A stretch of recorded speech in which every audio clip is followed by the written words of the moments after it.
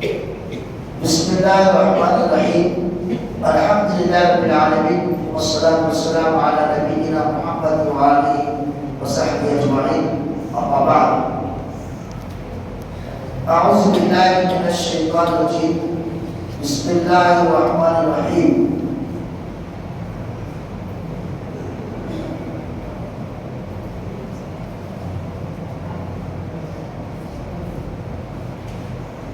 ذالک بأنہم کرہوا ما انزل اللہ فأحبط اعمالہم۔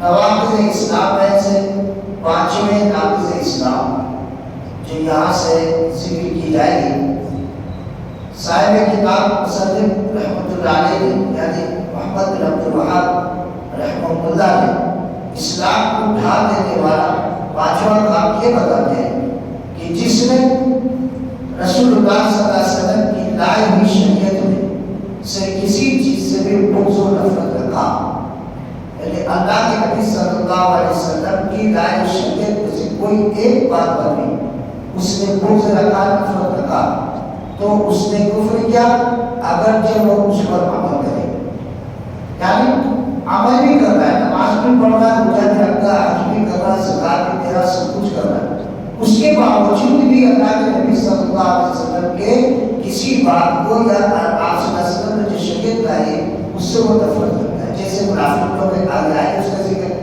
کہتے ہیں کہ دلیل کیا ہے کہ صاحب کتاب میں یہ بات ایسی کیوں گئی، کس آیت کی بنیاد پر گئی، کس دلیل کی بنیاد پر؟ کہتے ہیں سورہ محمد آیت نمبر 9 ذالک بأنہم کرہوا ما انزل اللہ فأحبط اعمالہم۔ کافروں پر ہلاکت اور ان کے اعمال غارت اس لیے ہوں گے کیونکہ وہ اللہ کی نازل کردہ چیز سے ناخوش ہیں۔ اللہ نے جو شریعت نازل کی ہے اس شریعت سے ان کا دل نہیں بھرا، وہ ناخوش ہے اور اپنے طرف سے بڑھا دے، بس اللہ تعالیٰ نے بھی ان کے اعمال ضائع کر دیے، ایمان بھی ختم کر دیا، ایک اعمال بھی ختم کر دیا۔ کس بنیاد پر؟ کہ اللہ نے جو نازل کی ہے اس بات پر وہ ناخوش ہے۔ یہ اس بات کی دلیل ہے کہ رسول اللہ صلی اللہ علیہ وسلم کی لائی ہوئی شریعت کو ناپسند کرنا اور اس سے بغض رکھنا اسلام سے پھر جانا اور مرتد ہو جانا، اور یہ گناہ اس کے تمام اعمال کو اکارت کر دینے والا ہے، کیونکہ جس نے ایمان کے ارکان اکثر بیشتر کو ایمان کے ارکان کی یاد نہیں ہے، بڑا افسوس کی بات ہے، اس کو ایمان کے ارکان کہ ہمارا ایمان کن کن باتوں پر ہونا چاہیے اس ارکان کو یاد رکھنا ہر مسلمان پر ضروری اور واجب ہے۔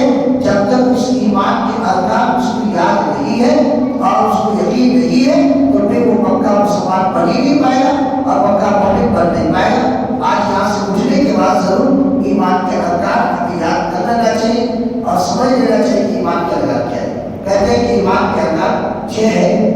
نمبر 1 اللہ پر ایمان ہے، نمبر 2 کیا ہے اس کے رسولوں پر، نمبر 3 اس کے فرشتوں پر، نمبر 4 یوم آخرت پر، اور نمبر 5 تقدیر کے خیر شر پر ایمان لائے، اسی طرح سے آسمانی کتابوں پر۔ یہ 6 ارکان ہیں جو ہر مسلمان کو ہر مومن کو یاد رکھنا ہے۔ میں کوئی کمی کی تو وہ مومن نہیں، کوئی بھی کمی کی ان میں سے 6 میں سے کوئی ایک کمی انکار کر دیا تو ایمان سے خارج۔ اور اگر پورا ایمان 6 کو رکھا ہے لیکن ان میں سے جس طرح سے ایمان رکھنا چاہیے کسی بات پر اس نے انکار کر دیا، جیسے آخرت کے دنوں پر کہ نہیں آخرت کے دن پر ایمان ہے لیکن وہاں پر جزا سزا نہیں ہوگا، جنت جہنم نہیں، اگر اس کا انکار کر دیا تو پھر ایمان سے وہ خارج ہو گیا۔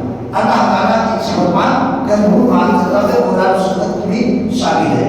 اب آگے بتاتے ہیں کیونکہ اللہ کی نازل کردہ وحی کہتے ہیں واو بڑی حاجہ وحی کہتے ہیں کہ اللہ کی طرف سے جو پیغام بندوں تک آیا 2 طریقے سے، 2 حساب سے آیا، ایک وحی مطلوب اور کہتے ہیں وحی غیر مطلوب۔ کہتے ہیں پہلے کس قرآن یعنی وحی مطلوب جس کی لوگ تلاوت کرتے ہیں، جیسا تراویح پاک کرنے کے قرآن میں بار بار اس کی تلاوت ہوتی ہے قرآن مجید، اس کو وحی مطلوب کہتے ہیں۔ کہتے ہیں کہ دین اسلام کا یہ پہلا مذہب ہے، قرآن. ہمارا کوئی بھی مسئلہ پیش آ جائے سب سے پہلے ہم کس کتاب سے ڈھونڈیں گے؟ قرآن مجید سے. سب سے پہلے اگر قرآن مجید کے اندر ہمیں اس کا جواب نہیں ملتا ہے صراحت، تو پھر دوسرا کیا ہے وہ یہ ہے مطلب یعنی سنت رسول اللہ صلی اللہ علیہ وسلم. تو وہی کتنے قسم کے ہوئے؟ دو قسم کے. ایک وہی پہلے قسم قرآن ہے اور دوسری قسم احادیث رسول ہے، یا کہیں کہ سنت رسول ہے یا کہیں کہ رسول ہے اور اللہ کے نبی صلی اللہ علیہ وسلم کی رسالت ہے. تو کہتے ہیں کہ یہ بھی اللہ تعالیٰ کی طرف سے وہی ہے، جانب سے وہی ہے، اللہ کی طرف سے ہی ہے. اس کو وہی غیر مطلوب کرنے کے لیے اس کو بار بار تلاوت لوگ نہیں کرتے، لیکن قرآن مجید کو بار بار تلاوت کرتے ہیں، اس لیے وہی مطلوب کہتے ہیں. اور رسول نبی کے صلی اللہ علیہ وسلم حدیث کو وہی غیر مطلوب کہتے ہیں. اللہ تعالیٰ اپنے نبی صلی اللہ علیہ وسلم کے مطابق فرماتا کیا ہو کہ محمد صلی اللہ علیہ وسلم کی ہی بات اللہ کی بات کیوں، اور اسی طرح سے محمد صلی اللہ علیہ وسلم کی بات اللہ کی طرف سے نازل کرتا ہونے کی بات ہونے کی دلیل کیا ہے؟ اللہ تعالیٰ نے سورہ نجم آیت نمبر 3 اور 4 میں فرمایا کیا فرمایا؟ وما ينطق عن الهوى ان هو الا وحي يوحى، کہ اور نہ وہ اپنی خواہش سے کوئی بات کہتے کون؟ اللہ کے نبی صلی اللہ علیہ وسلم. وہ تفسیر وحی ہے، یعنی وہی بات کہتے ہیں جو خدا کہتے ہیں. اللہ تعالیٰ اللہ کے نبی صلی اللہ علیہ وسلم کا جن اسلام کے ذریعے سے جو بات بتاتے ہیں اسی بات کو ہی اللہ کے نبی صلی اللہ علیہ وسلم لوگوں کے سامنے بیان کرتے ہیں.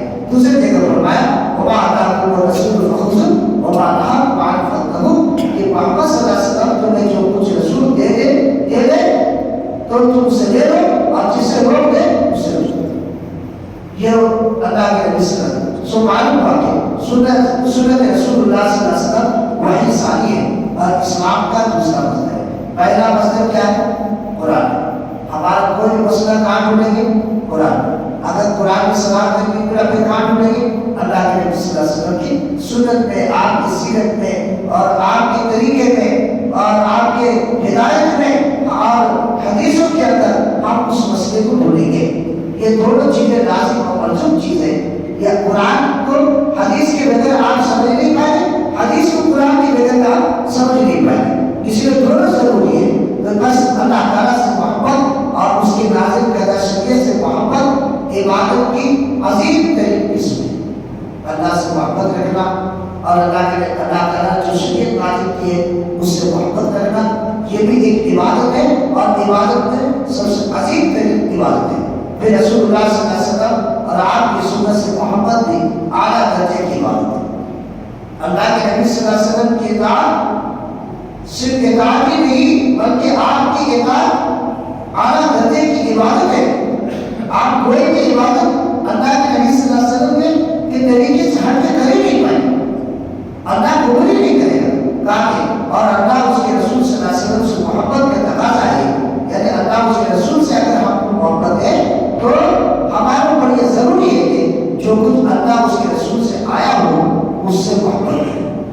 صرف ذات سے نہیں. اب ایک آدمی کہے کہ مجھے اپنے باپ سے اپنی ماں سے محبت ہے، لیکن باپ اور ماں تو اگر کوئی حکم دے اگر اس بات کو آدمی نہیں مانتا تو کیسی محبت ہے؟ تو ہماری محبت کب پوری ہوگی؟ جب اللہ اس کے رسول کو ماننے کے ساتھ ساتھ اللہ اس کے رسول کی بات سے بھی ہم محبت کریں گے اور اس پر عمل کریں گے. تو تاکہ جو کچھ اللہ اس کے رسول سے آیا ہو اس سے محبت کریں، ان سے بغض رکھنا گویا اللہ اس کے رسول صلی اللہ علیہ وسلم سے بغض رکھنا ہے. اور یہ ابتداء کفر باللہ ہے، یعنی اللہ کا انکار ہے اور اسلام سے خارج ہونے والا ایک عمل ہے. جو آدمی اللہ اس کے رسول کی شریعت پر، اللہ اس کے رسول کے احکام پر بغض رکھتا ہے، نفرت رکھتا ہے تو وہ اسلام سے خارج ہو جاتا ہے. بس مسلمان پر واجب ہے کہ وہ اللہ اور اس کے رسول صلی اللہ علیہ وسلم سے محبت کے تقاضوں کو پورا کرتے ہوئے کتاب و سنت اور دین اسلام سے محبت کرے. اور اگر وہ ان میں سے کسی چیز کو ناپسند سمجھے تو یہ اس کے عدم ایمان یعنی ایمان کا نام ہونے کے دلیل ہے. ایمان کی نام نہیں دلیل. مسلم رحمۃ اللہ نے جو کہا وہ عمل بھی اگرچہ اس پر عمل کرتا ہوں، یعنی کبھی کبھی ایسا ہوتا ہے آدمی شریعت کے کسی بات کو انکار کرتا ضرور ہے، نفرت کرتا ہے دین کے اندر، لیکن لوگوں سے بچنے کے لیے اس پر عمل بھی کرتا ہے. نماز سے اس کو محبت کی نماز کا انکار کر رہا، لیکن معاشرہ کیا کہے؟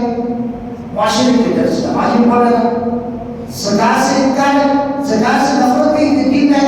کیا ہے زکات دینا؟ یہ سے کیا ہے اسلام کے اندر؟ لیکن لوگوں کو معاشرے کے ڈر سے وہ زکات بھی نکال دے رہے.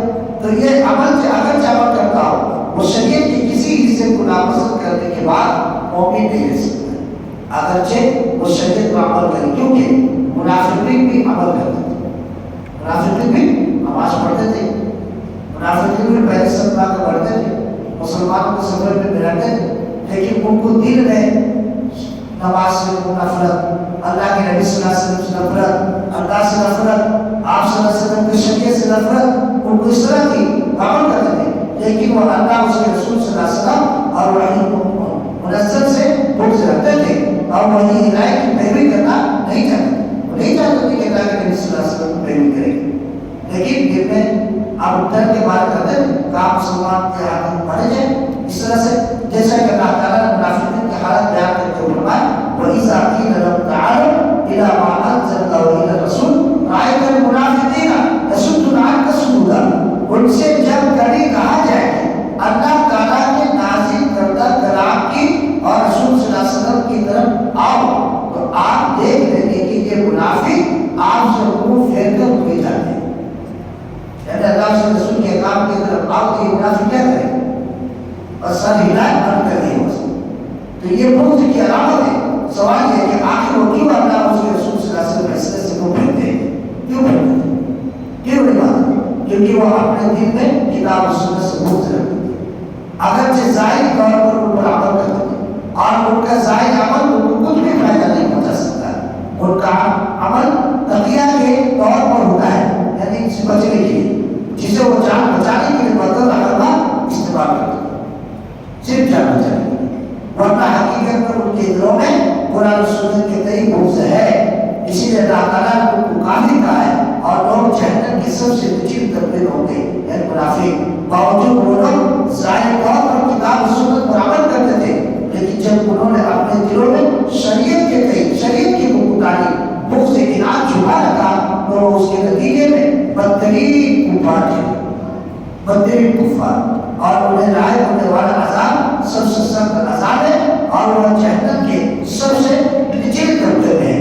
جہاں تک حقیقی کفار کی بات ہے کہ جو ظاہری طور پر کفر کرتے ہیں تو ان کی بنیاد ہی اللہ کے رسول صلی اللہ علیہ وسلم کی رسالت اور آسمان کی کتابوں سے بغض رکھنے پر قائم ہے. یہ وہ ظاہری طور پر ہے. کفر کر کے تو جو کفر کا ارتکاب کرتے ہیں، اللہ اس کے رسول کا انکار کرتے ہیں، آسمان کی کتاب کا انکار کرتے ہیں. وَإِذَا قِيلَ تَعَالَوْا إِلَىٰ مَا أَنزَلَ اللَّهُ وَإِلَى الرَّسُولِ قَالُوا حَسْبُنَا اللَّهُ وَنِعْمَ الْوَكِيلُ أَوَلَمْ كَانَ آبَاؤُنَا لَا يَعْلَمُونَ شَيْئًا وَلَا يَهْتَدُونَ. یعنی ان لوگوں نے کہا کہ ہمیں ہمارے آبا اجداد سے جو عادت اور آداب جاہلیہ ملے ہیں یہی ہمارے لیے کافی ہے. یعنی وہ کیا کہتے ہیں؟ دلیل کیا دیتے ہیں کہ پہلے پرکھوں سے جو چلا ہوا ہے وہ ہم اسی پر عمل کر رہے ہیں، بس ہمارے باپ دادا ایسا کرتے کہ ہم کرتے ہیں. لیکن منافق اسے نہیں کرتے. منافق کہتے تھے نہیں مسلمان صحیح ہے، لیکن اندر ہی اندر مسلمان سے نفرت رکھتے تھے. اللہ کے نبی صلی اللہ علیہ وسلم کی شریعت صحیح ہے، ظاہری طور پر وہ کہتے تھے، لیکن اندر اندر اللہ کے نبی صلی اللہ علیہ وسلم کی شریعت سے وہ نفرت کرتے تھے. اس لیے جہنم میں سب سے نیچے طبقے میں یہی لوگ ہوئے. لہٰذا ہمیں اللہ کی نازل کردہ آسمان نظام کی دعوت دارو یا لوگ کہتے ہیں آپ کو قرآن کی ضرورت ہے، آپ بہت بڑا حضرت. تو اس میں گزشتہ تفسیر سے معلوم ہوا کہ اللہ کی بہترین شریعت سے بغض رکھنے والے دو طرح کے لوگ ہوتے ہیں، دو طرح کے لوگ ہوتے ہیں. انشاءاللہ اس کے بعد میں ذکر کروں گا. تو اللہ کے نبی صلی اللہ علیہ وسلم کی شریعت پر ایمان رکھنا اور ان سے محبت رکھنا ایک ایمان کا جز ہے. اس کے بغیر ہمارا ایمان مکمل نہیں ہے. اگر کوئی آدمی اگر عمل کرتا ہے اس کے باوجود بھی دل میں کسی طرح سے وہ نفرت کرتا ہے تو پھر دین اسلام سے وہ خارج ہو جاتا ہے. اللہ تعالیٰ سے دعا ہے کہ اللہ تعالیٰ ہم سب کو یعنی مکمل طور پر دل سے یقین کرنے کے ساتھ ساتھ عملی طور پر بھی ہم سب کو اللہ کے رسول صلی اللہ علیہ وسلم کے طریقے پر عمل کی توفیق عطا فرمائے. آمین. سبحان اللہ و بحمدہ.